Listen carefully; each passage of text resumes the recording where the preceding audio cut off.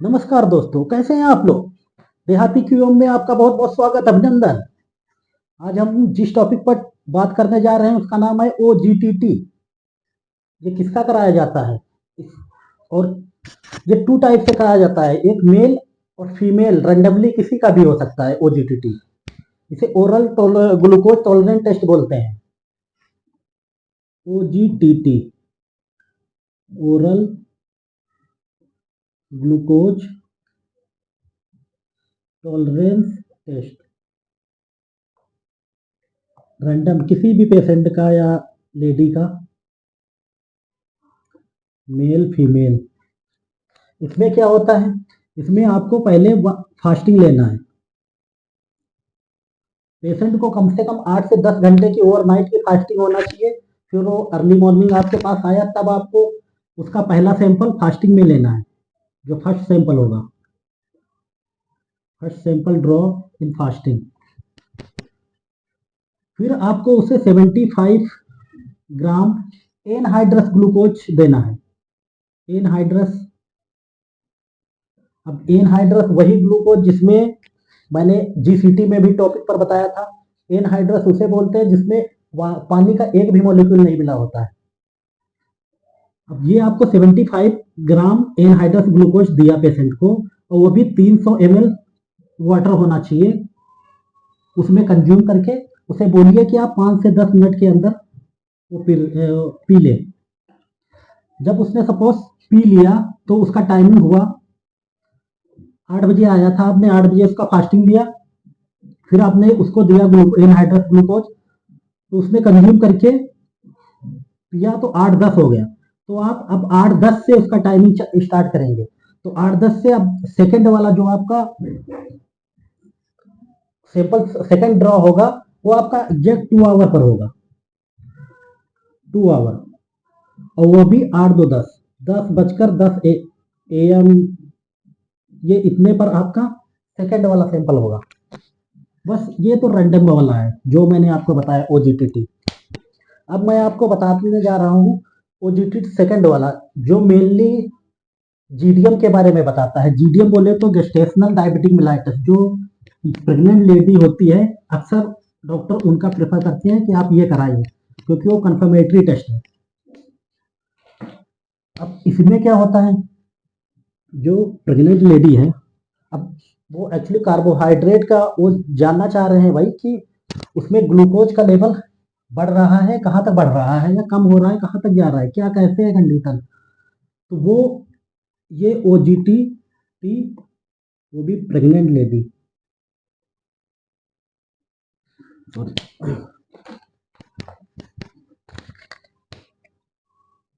ओजीटीटी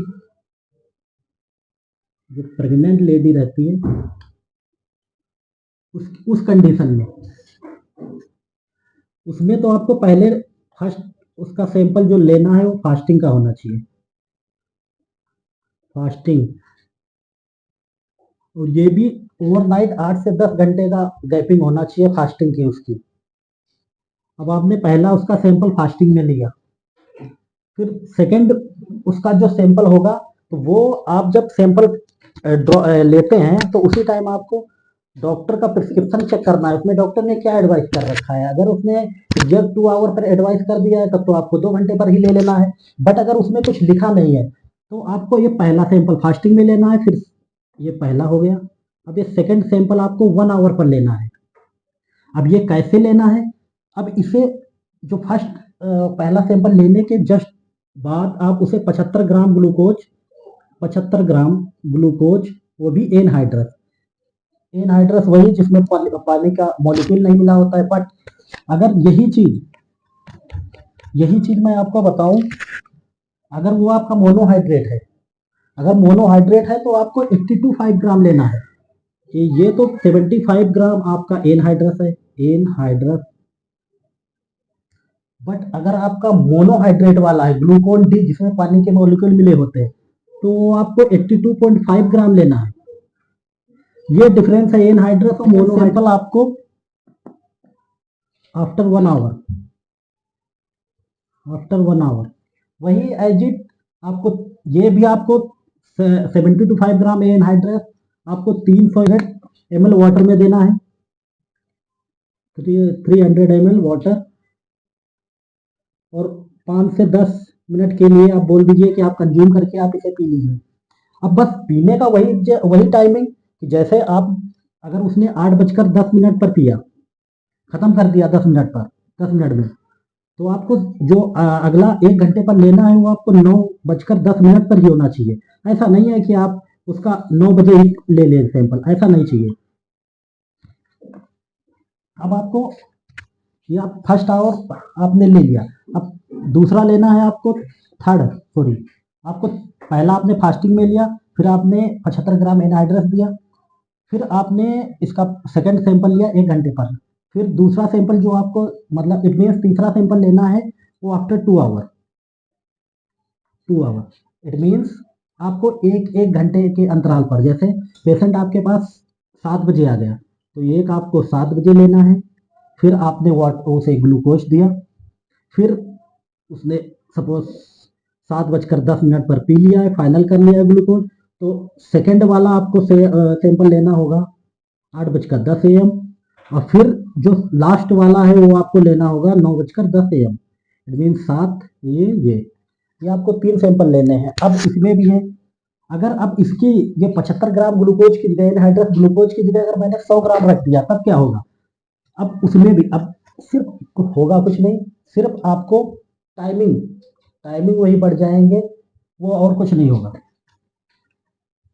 अब यहाँ पर अगर हमने 100 ग्राम एनहाइड्रस डॉक्टर ने प्रिस्क्राइब कर दिया कि आपको 75 ग्राम ग्लूकोज की जगह पर अगर वहां पर 100 ग्राम एनहाइड्रस या आपके पास मोनोहाइड्रेट वही 1 के मॉलिक्यूल वाला है तो आपको 110 ग्राम लेना है मोनोहाइड्रेट जिसे आप ग्लूकोन डी या फिर जो भी ऐसा बोलते हैं ना, वो आपको ग्लूकोज ये आपको लेना है। अब इसमें भी सेम वही प्रोसीजर है, पहले फास्टिंग में लेना है, फिर जब आप इसे 100 ग्राम ग्लूकोज पिला देते हैं, वो भी ये सब प्रिस्क्राइब डॉक्टर ही करते हैं कि उसे 75 देना है या 100 देना है। अब जब आपने इसे दे दिया तो सेम वही 300 ml वाटर रहेगा, कंज्यूम करके उसे 5 से 10 मिनट के लिए पी लेना है। अब फिर इसका सेकंड सैंपल वैसे ही 1 आवर पर, अब 1 आवर पर आपको ये कलेक्ट कर लेना है। अब उसका थर्ड सैंपल 2 आवर पर ले लेना है, एंड देन अब इसमें सबसे लास्ट वाला फाइनल सैंपल ये आपको 3 आवर पर लेना है। इट मीन्स उसमें टोटली 4 टाइम्स आपको सैंपल लेना होता है अगर 100 ग्राम लिखा गया है। अगर आपका इसी के जगह पे 75 ग्राम है, 75 एनहाइड्रस है, 75 ग्राम एनहाइड्रस, अब यहाँ पर आपका यूनिट वो बदल जाएगा, यूनिट 825 ग्राम आ जाएगा मोनोहाइड्रेट वाला। तो अब इसमें क्या होता है, इसमें सिर्फ 2 आवर तक लेने होते हैं, तीसरा नहीं लेना है आपको, सिर्फ आपको यहाँ पर टाइमिंग इसकी कम हो जाएगी 3 टाइम्स। पहले तो यूरिन भी चलता था, लेकिन आजकल कोई प्रेफर नहीं करता है कि यूरिन भी लिया जाए। ये वीडियो आपको कैसा लगा दोस्तों? यहीं पर हम इसको द एंड करते हैं, एंड नेक्स्ट वीडियो आपके लिए हम जल्दी अपलोड करेंगे।